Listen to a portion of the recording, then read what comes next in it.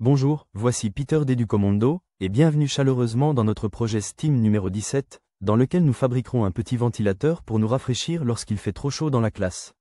Ces leçons sont destinées aux professeurs STEAM débutants absolus. Aucune connaissance préalable en programmation ou en électronique n'est requise. Nous appelons ce niveau le niveau explorateur.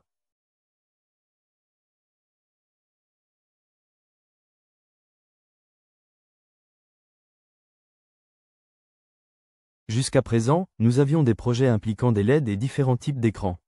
L'objectif d'aujourd'hui est de contrôler la vitesse et la direction d'un moteur électrique à courant continu. DC signifie courant direct.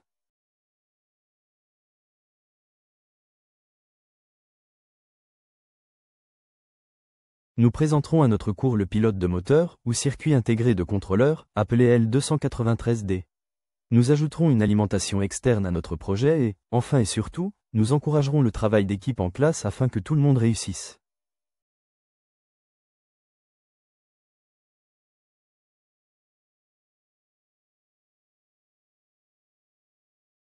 Examinons de plus près l'un des moteurs électriques à courant continu à balai les plus anciens et les plus populaires. Il s'agit d'un moteur simple qui ne nécessite que 2 fils.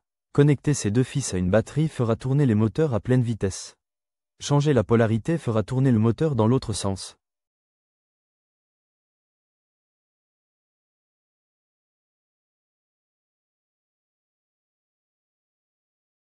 C'est un moteur très polyvalent, le plus souvent utilisé pour entraîner des roues de robot ou pour créer un petit ventilateur comme dans notre projet.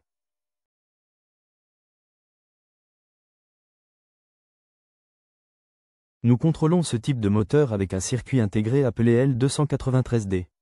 Dans la plupart des kits, ce contrôleur est inclus. Il ressemble beaucoup au registre à décalage série que nous utilisions auparavant. Assurez-vous donc que vos élèves ne les mélangent pas.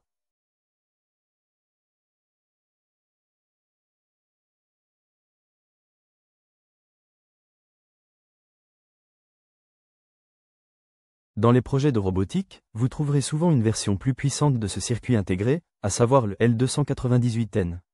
Et très probablement, il sera déjà installé sur une impression, avec des broches facilement accessibles et avec une ailette de refroidissement ou un dissipateur thermique car le circuit intégré peut devenir très chaud, tout en contrôlant intensivement 2 moteurs en même temps.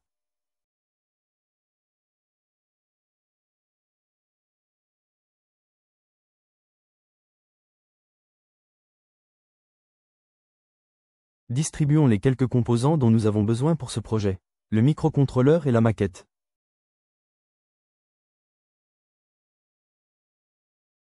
Le circuit intégré L293D. Le moteur à courant continu.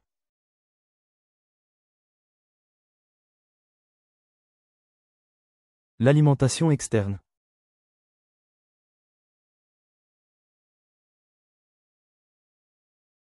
Une source d'alimentation externe, comme une pile de 9 volts.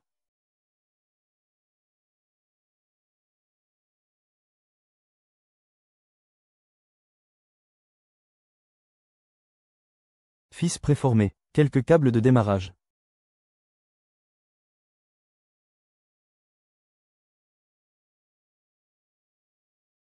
Et bien sûr, le ventilateur en plastique. Faisons d'abord connaissance avec les 16 broches du pilote de moteur ou du contrôleur. Pour orienter le scie, on recherche le petit retrait sur le couvercle. La broche 1 commence en haut à gauche et nous allons dans le sens inverse des aiguilles d'une montre jusqu'à la broche 2. Broche 3, broche 4, tout autour jusqu'à la broche 15 et la broche 16.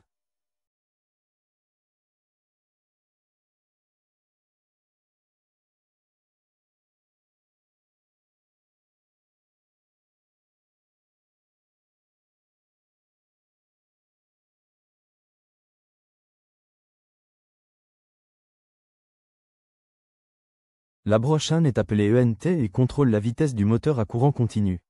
Il doit être connecté à l'une des broches de modulation de largeur d'impulsion. Vous savez, ceux avec un tilde.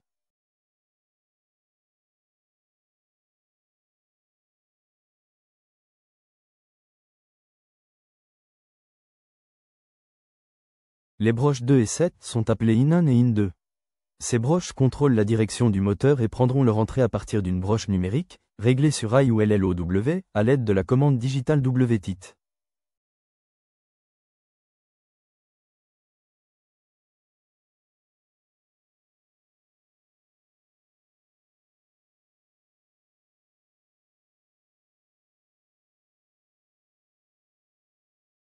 Les broches 3 et 6 prendront le fil noir et rouge connecté au moteur. La broche 3 est out 1 et prendra le fil rouge, la broche 6 est out 2 et prendra le fil noir.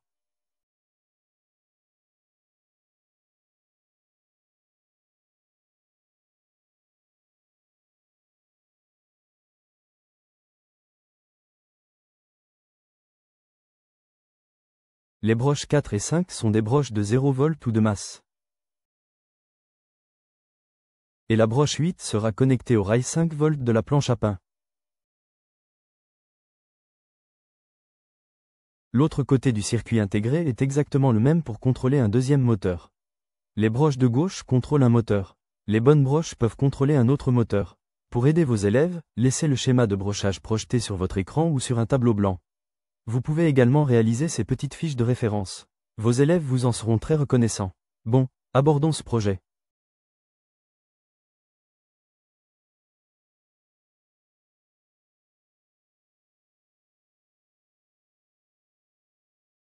Le premier composant que nous ajoutons est l'alimentation externe. Cela s'enclenche sur le tableau du projet et ajoutera de la puissance aux rails extérieurs plus et moins. Étant donné que le moteur à courant continu à balai nécessite une certaine puissance, le microcontrôleur lui-même n'est plus capable de fournir cette puissance. Pire encore, connecter le moteur pourrait détruire le microcontrôleur.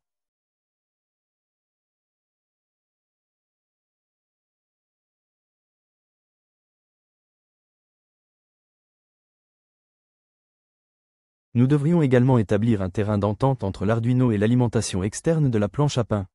De cette façon, tous les composants seront bien connectés.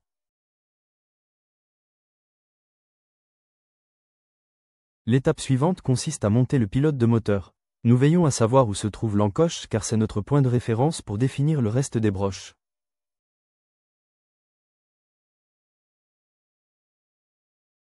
Dans notre cas, l'encoche pointe vers la gauche, ce qui signifie que la broche 1 est la première broche à gauche, dans le sens inverse des aiguilles d'une montre. Les broches de cette puce sont très fragiles et se plient extrêmement facilement. Assurez-vous donc que vos élèves montent ce composant avec soin.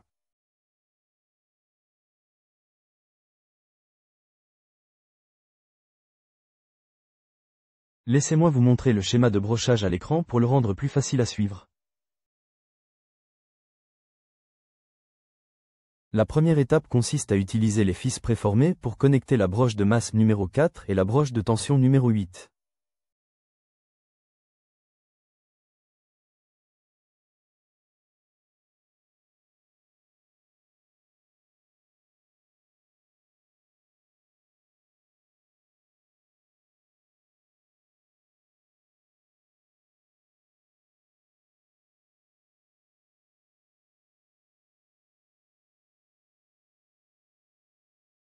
Ensuite, nous connectons la broche 1 à la broche numérique 3, avec le symbole tilde indiquant qu'il s'agit d'une broche compatible PWM.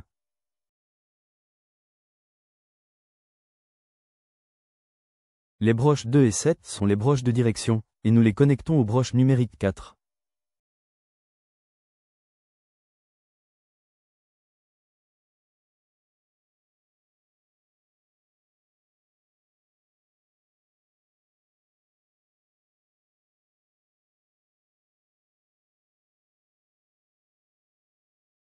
La broche 3 de la puce prend la connexion rouge du moteur à courant continu et la broche 6 prend le fil noir. Nous pouvons maintenant connecter notre batterie à l'alimentation électrique et nous assurer que le petit interrupteur est poussé en position on. Une LED devrait indiquer qu'il y a du courant.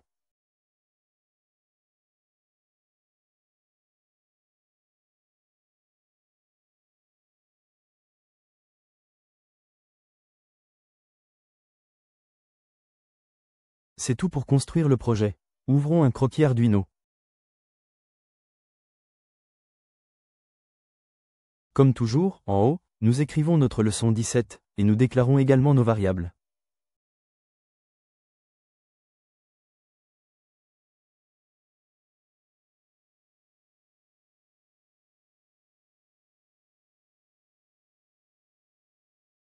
Dans le projet d'aujourd'hui, nous avons 3 broches que nous devons définir.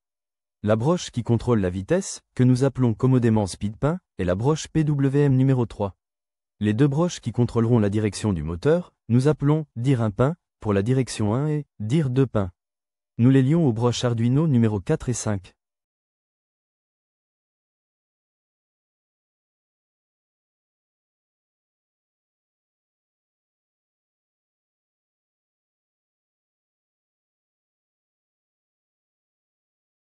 Donc, int dir un pain égale 4, et le second est 5. Parce que nous allons changer la vitesse du moteur, nous devons également créer une variable motor speed. Et comme nous ne connaissons pas encore la valeur, nous n'avons rien à ajouter. Mais nous savons que ce sera une valeur comprise entre 0 et 255. Nous pouvons maintenant accéder à la configuration vide où nous devons définir toutes les broches comme sorties car nous leur écrirons.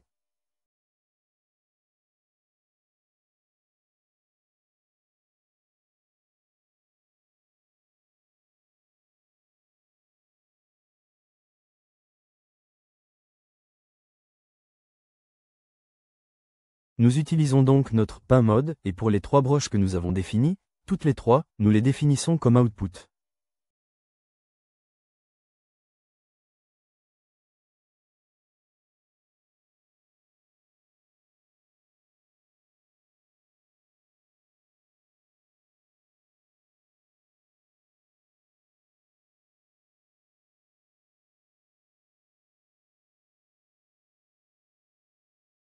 Et si nous voulons vérifier quelque chose sur le moniteur série, nous pouvons également lancer le moniteur série avec un débit en baud de 9600 en utilisant la commande serial.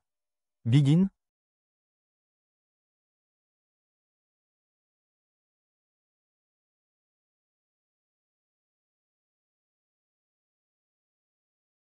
Ensuite, nous passons à la boucle vide, et dans la fonction boucle, nous voulons augmenter progressivement la vitesse du ventilateur. Nous pouvons le faire avec une simple boucle for.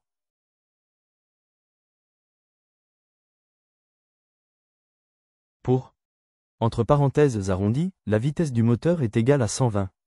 Et tant que cette vitesse du moteur n'a pas atteint la valeur de 255, on augmente la vitesse du moteur d'une valeur de 5.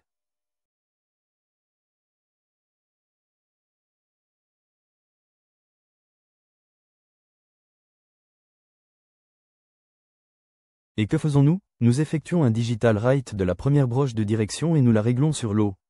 Et nous faisons de même pour notre deuxième épingle de direction. Mais cette fois, nous l'avons réglé sur high.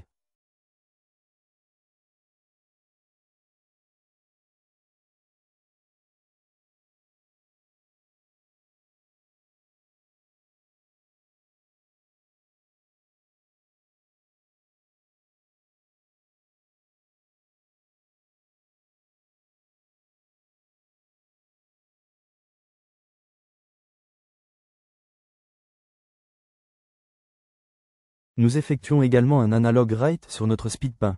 Et qu'écrivons-nous sur notre speedpin? Eh bien, nous avons envoyé la variable motor speed à cette broche.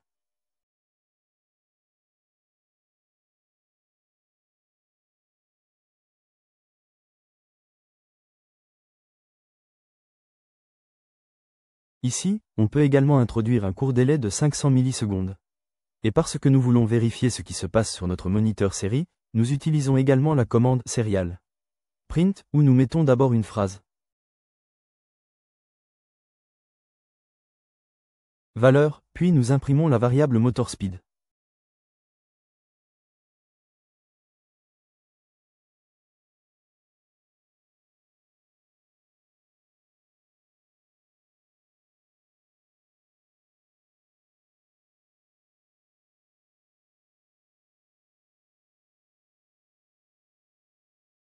Et on ferme le tout avec les accolades.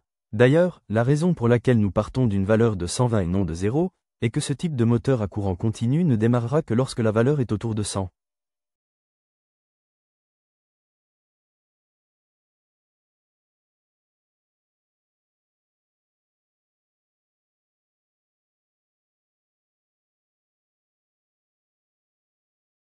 Laissez vos élèves télécharger un programme et, si tout va bien, la classe sera refroidie en un rien de temps. Sur le moniteur série, vous verrez la valeur augmenter par incrément de 5.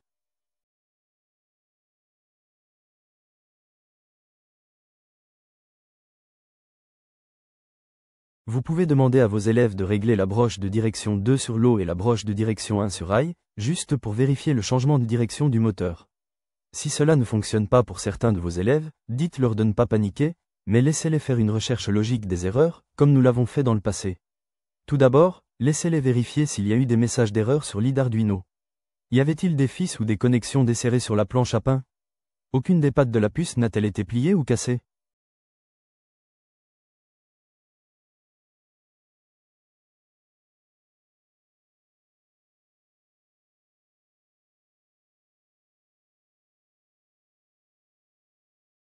L'alimentation externe est-elle allumée et réglée sur 5 volts? Et la batterie est-elle suffisamment chargée? Revenons sur les objectifs de la leçon d'aujourd'hui.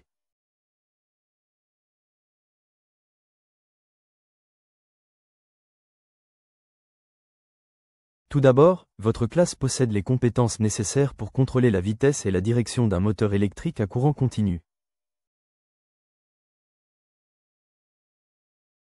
Ils connaissent également le pilote de moteur appelé L29-3D et comprennent comment le relier à un microcontrôleur.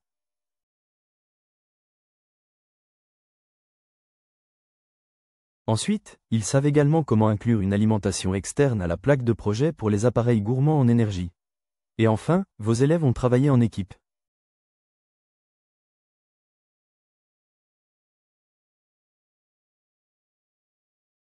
Nous avons eu beaucoup de plaisir à construire ce ventilateur, alors voici quelques idées de mission. Demandez à vos élèves de concevoir et de plier un éventail coloré. Ils peuvent également construire un cerf-volant coloré et vous pouvez demander à votre classe de le faire voler lorsqu'il y a suffisamment de vent. Et sur une note plus scientifique, vous pouvez leur demander de réfléchir à ce qu'est le vent et les laisser également vérifier comment la vitesse du vent est exprimée. Or, nous savons tous que le vent peut être une brise rafraîchissante, mais il peut aussi être une tornade impitoyable. Demandez donc à vos élèves quels sont les différents types qu'ils connaissent de ce phénomène météorologique. Par exemple, les typhons ou le Mistral français. Ce ne sont que quelques suggestions. En tant qu'enseignant, c'est vous qui connaissez le mieux votre classe et vous êtes la personne idéale pour proposer vos propres devoirs. Ceci conclut notre projet numéro 17, le ventilateur de refroidissement.